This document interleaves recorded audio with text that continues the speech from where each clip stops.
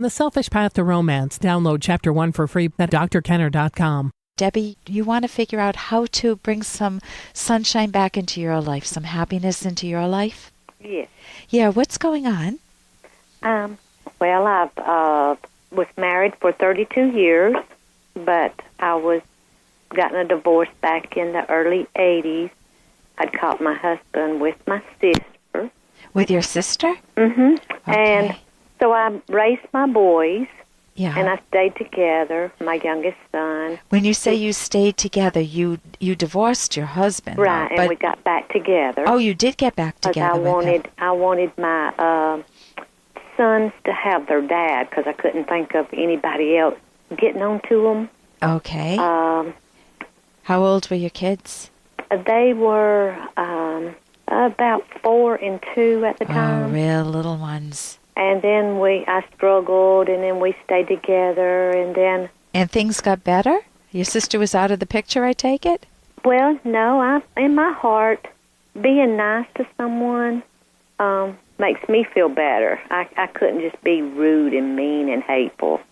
Okay, but she did betray you in the biggest way possible. But anyway, yeah, she did. And you don't want to be mean and rude and hateful to the person I'm speaking with, meaning you. Right, I don't want to be mean to myself because I like myself pretty good. Yes, that's very good. So I'm what's a the nice situation? person. The situation now is what? What else do I need to know to get me to the situation now?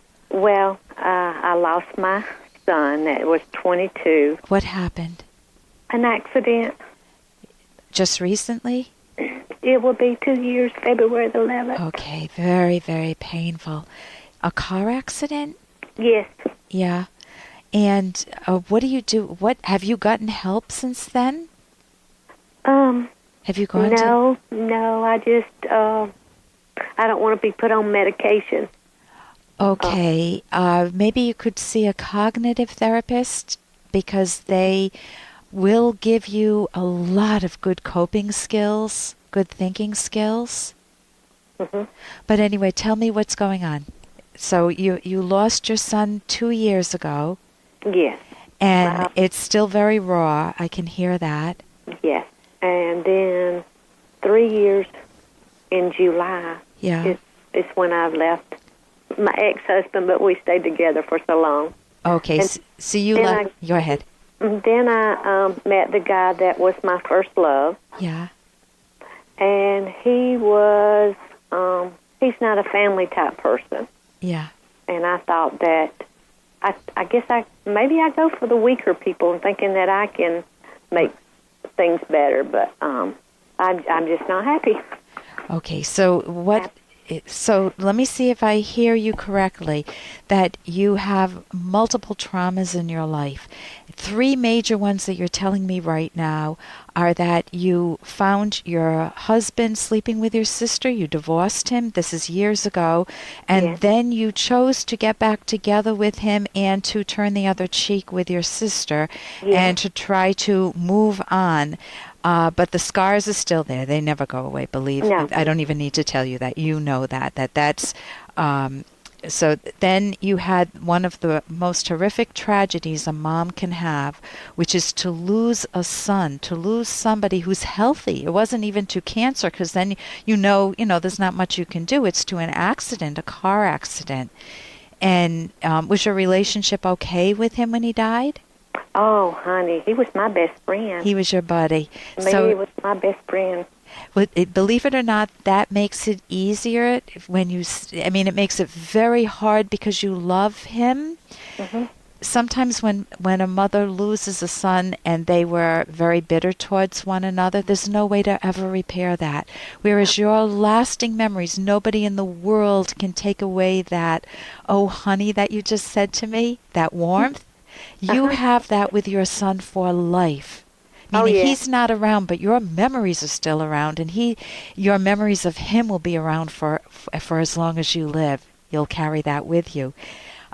So then you met someone that you thought he was your first love before you met your husband? Yes, he was my first love. And you thought that he would make you happy? Yes, and so now I just couldn't take his controlling type. I like to just live in peace and harmony and trust. And if things happen, it happens. But what did he do? I had an accident. Yeah. It paralyzed me.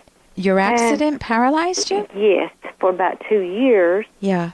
And then I got up a going, but where I work at, I don't know if I can say that, but yeah. Where I worked at, they made me go out on disability, so I don't make much money. But you try to go get a job, they think, oh, your disability, you may you may not walk again, easily be paralyzed.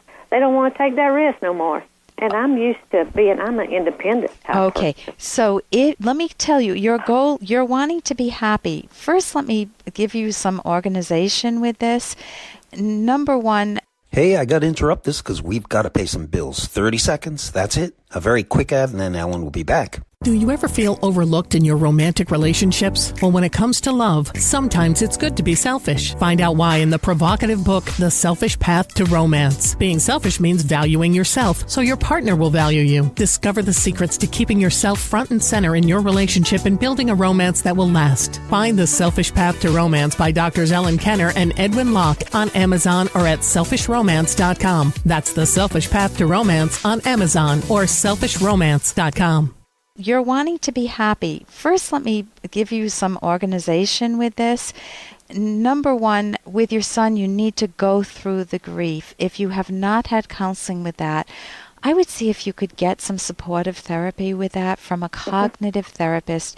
You can go to Academy of CT, C for cognitive, T for therapy, .org, and find a therapist in your area, in your part of the country. Yes. So that would be number one, is to realize that grieving is a process. You need to understand the death. You need to experience the pain. Not that you milk it. You don't want to have the pain for life, but you need to let your mind come to terms with it.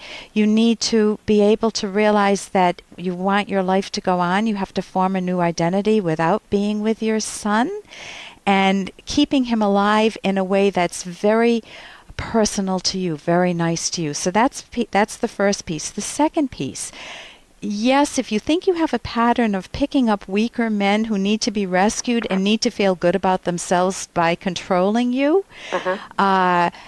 very good that you can pick that up, because that will make you more more aware going forward when you choose the next person.